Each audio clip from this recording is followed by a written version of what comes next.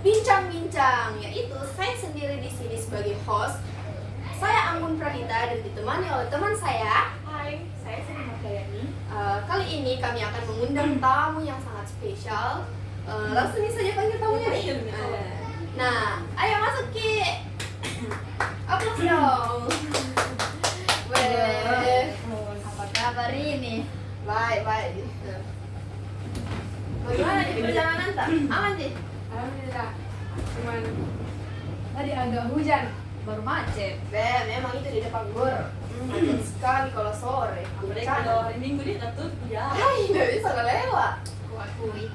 Jauh Ki dari ya saudara. Pasti ada kita haus kita. Nggak tahu. Yang juga ada yang disediakan minuman. Nggak, Minum, mereka minum, mentok. minum. Ya, makasih. Saudaraku. Seri. Minum lagi dulu. Minum kedua deh haus kak.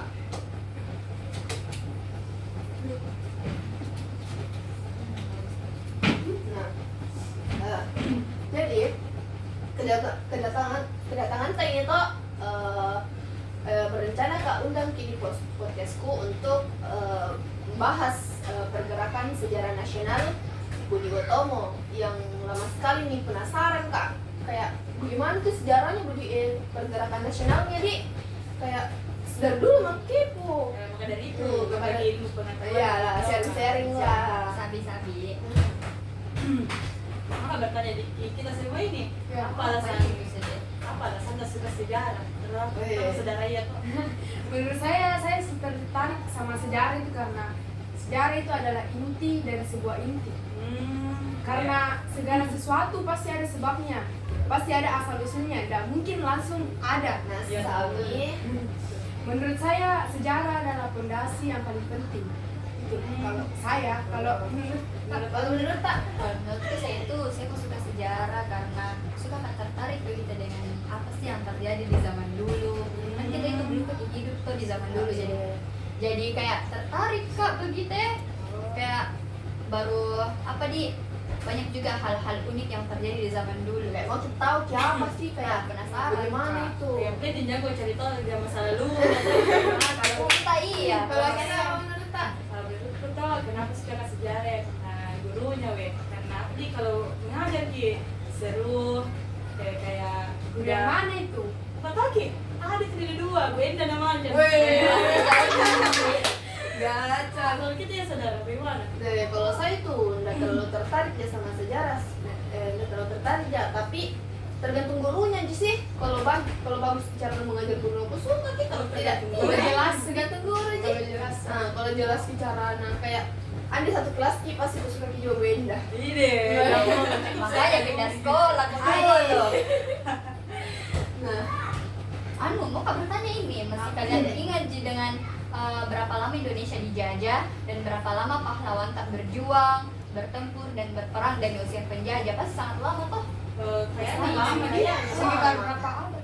Kayak 3,5 abad deh. Lama deh. banyak tahu saudaraku. Iya, yang penting jangan itu yang tahu. Baru toh zaman dulu itu pahlawan tak mengusir penjajah dengan cara berperang. Tapi pada satu saat itu perjuangannya bangsa Indonesia tidak menggunakan berperang lagi, tapi melainkan mereka buat organisasi tertentu. Kayak seperti apa itu? Iya, dengan apa bentuk organisasinya? Banyak sih sebenarnya kayak seperti Budi Utomo, Sarekat Islam, Indische Party. Nah, apalagi aku bilang Salah satu yang mau dibahas ini kayaknya Budi Utomo di. nah iya itu nih. Oh, berarti Yang pendirinya itu, ya, kayak anu. saya bilang tadi tuh yang awal. Nah, samaan itu Mito yang pasnya pahlawan tak mendirikan organisasi-organisasi itu disebut sebagai kebangkitan nasional, dan organisasi pertama itu Budi Utomo Mi. Organisasi pertama itu yang dibentuk dengan tujuan untuk memperoleh kemajuan yang harmonis bagi bangsa Indonesia. Kalian tahu Ji? Allah. Kalian tahu ya? Kayak ada di. Kayaknya enggak deh. Asal bilang jangan. Bilang nih. Malu-malu dari bodoh. Ada salah satu itu namanya Dr. Wahidin. Dia itu merupakan tokoh cendekiawan lulusan sekolah dasar dokter Jawa bernama Stovia yang sangat peduli atas nasib bangsanya. Nah, tahun 1907 itu Dr. Wahidin Sudirohusodo itu memutuskan untuk berkeliling Jawa. Tujuannya itu karena dia mau mengkampanyekan peningkatan martabat dan kehormatan rakyat. Peningkatan itu dilaksanakan dengan membentuk dana pelajar atau studi fund, di mana studi fund itu merupakan lembaga yang akan membiayai pemuda-pemuda cerdas namun putus sekolah. Waduh, kasihan nah untuk hidupnya susah deh. Iya. Nah, di akhir tahun 1907 itu Dr. Wahidin bertemu nih dengan salah satu mahasiswa Stovia yang bernama Sutomo. Kayaknya Stovia itu kepanjangan dari School Thought of Reading from Indes Artsen. Artsen lah, Kalau bahasa disuruh bahasa Inggris. Harus meningkatkan bahasa Inggrismu. Tapi saya kira juga apa? Bahasa Inggrismu. Rendah saja Kayaknya tuh ini sekolah kayak kedokteran. Maka dari itu anggotanya Budi Utomo rata-rata anak kedokteran. Nah, betul. Kalau kau udah sedia jamu kemana? Apalagi anak IPS. Mungkin mau masuk. Iya, tapi sejarah di IPS. Iya, tapi dokter deh. Enggak bener, Mak. Nah, anu toh setelah ketemu itu Dr. Wahidin dan Sutomo, mereka nih banyak yang mereka diskusikan. Akhirnya mereka sepakat nih mendirikan perkumpulan yang memperhatikan nasib bangsa yang dinamakan Budi Utomo. Jadi yang mau tahu ini apa sejarah pergerakan nasionalnya Budi Utomo itu yang mau saya perjelas. Tahu ini. Sana kok nih. Kalau menurut pengetahuan saya itu Budi Utomo latar belakang awalnya kondisi sosial ekonomi politik Indonesia itu di abad sekitar berapa? 19 di? Itu banyak sekali konflik-konflik hal buruk di dalamnya. Ada eksploitasi kolonial, munculnya politik etis dan ada politik liberal ya. Jadi itu nih konfliknya dia semua. Iya, pada masa zaman Belanda.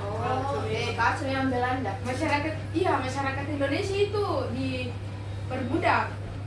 Makanya orang-orang zaman dulu itu biasa bilang apa? Kenapa kita harus jadi budak begitu? Betul sih. Istilahnya saya pengen bebas, kenapa harus jadi budak terus begitu? Jadi sering.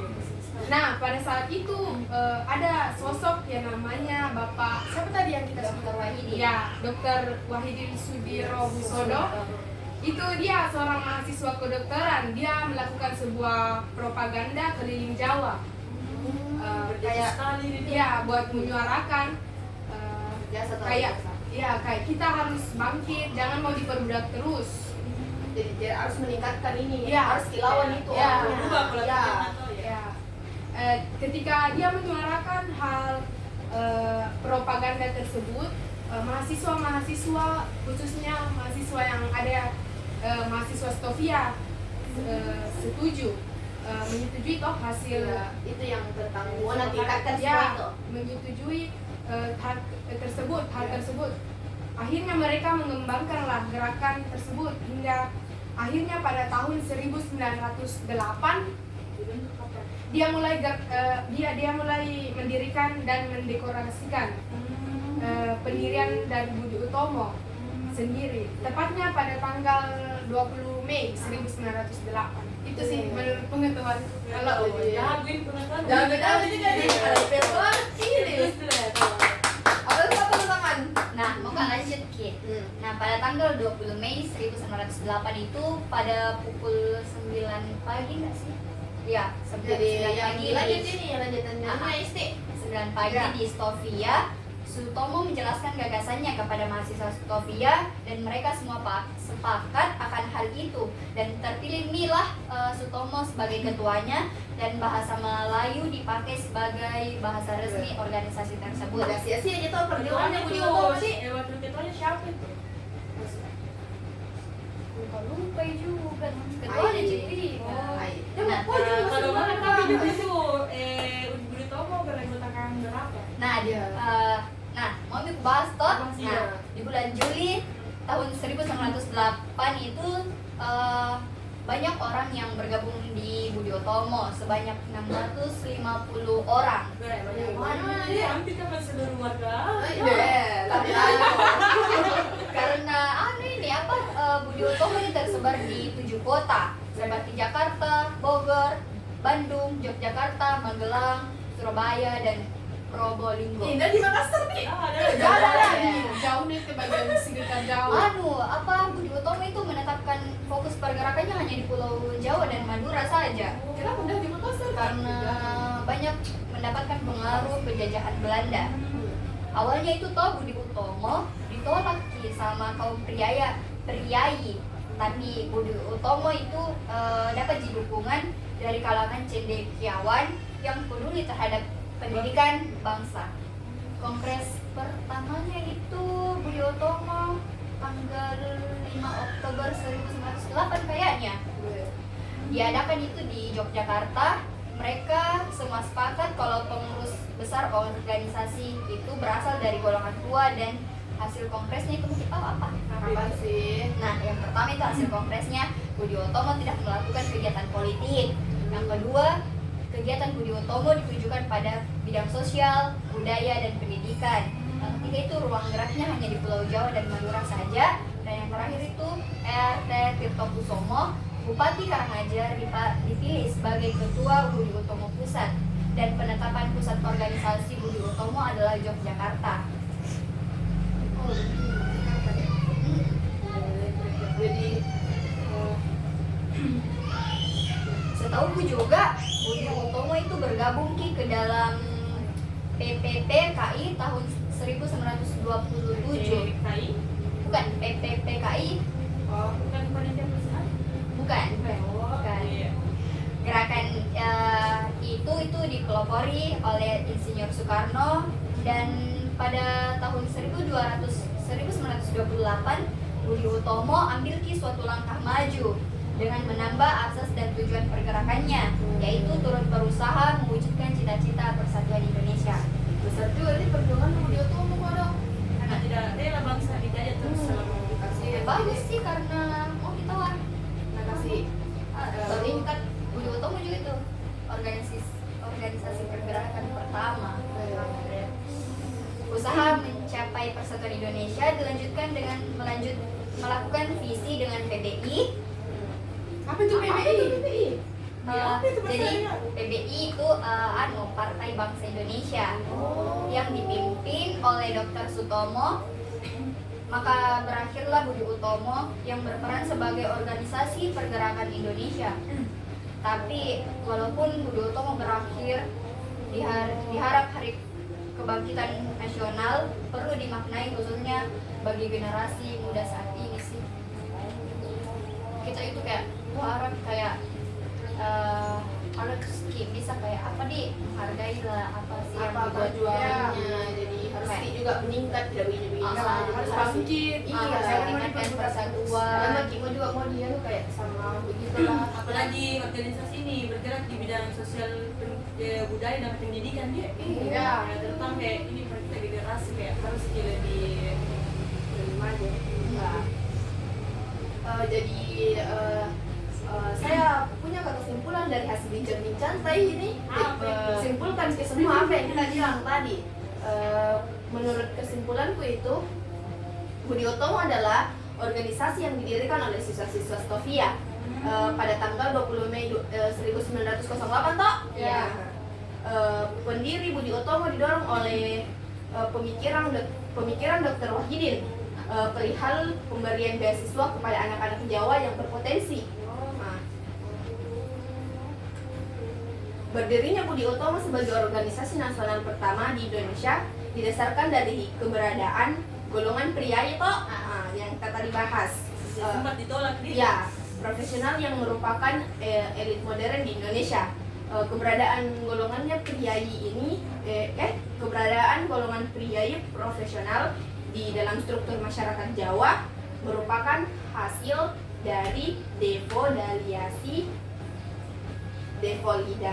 yang sudah berlangsung sejak abad ke-19, awal abad ke-20. Nah, jadi itu yang saya simpulkan dari apa yang menurut kita. Setidaknya segitu sih pengetahuan saya. Saya juga begitu Ji, lebih-lebihnya tak Ada tahu. ilmu baru lagi nih Ya, masih masih. Iya. Jadi Tapi mau apa lagi pulang? Masa tak minum? oh iya. Siapa kau dong kasihan kan udah ada beta buah. Sampai kini tuh saya belum bincang-bincang. Yang jadi ai banyak utomi nih. Nggak ada makanan kayak ini. Ai enggak ada. Enggak kepo mah ini. Jadi ku tahu nih toh apa yang Dian semua. Jadi kayaknya maghrib nih, deh, enggak mau jam. Malu-malu. Jadi terima kasih atas kesempatan toh sudah datang Jauh-jauh dari ya sini. jauh-jauh dari Dayak di terima kasih atas kesempatan tak yang kita kasih Kak. Terima kasih juga atas ilmunya yang sudah kasih Kak untuk saya. Jadi Sekiranya segitu. ya sekiranya segitunya Iya. siapa tahu. Iya. Bagaimana kalau pulang? Bagaimana Pak? Ya nggak kusir kok nanti ya kusir kok Sampai guru lagi. berhubung maghrib nih nanti ada kenapa di jalan Iya, kok maksudnya tahu apa Mit undur diri. Iya. Mari. Ya, Pak. Makasih Nah. Makasih Nah. Iya, Hati-hati di jalan. Iya. Assalamualaikum. Nah, jadi Buat perbincangan. itu tadi perbincangan tak dengan saudara istri dengan Amira yang kita bahas tentang sejarah pergerakan nasional Budi Utomo. Jadi kalian teman-teman semua sudah tahu nih toh apa itu pergerakan nasionalnya Budi Utomo dan sejarahnya. Tahu lah, maksudnya dibahas. Sudah jelaskan toh. Jadi sampai sini Mas Lena.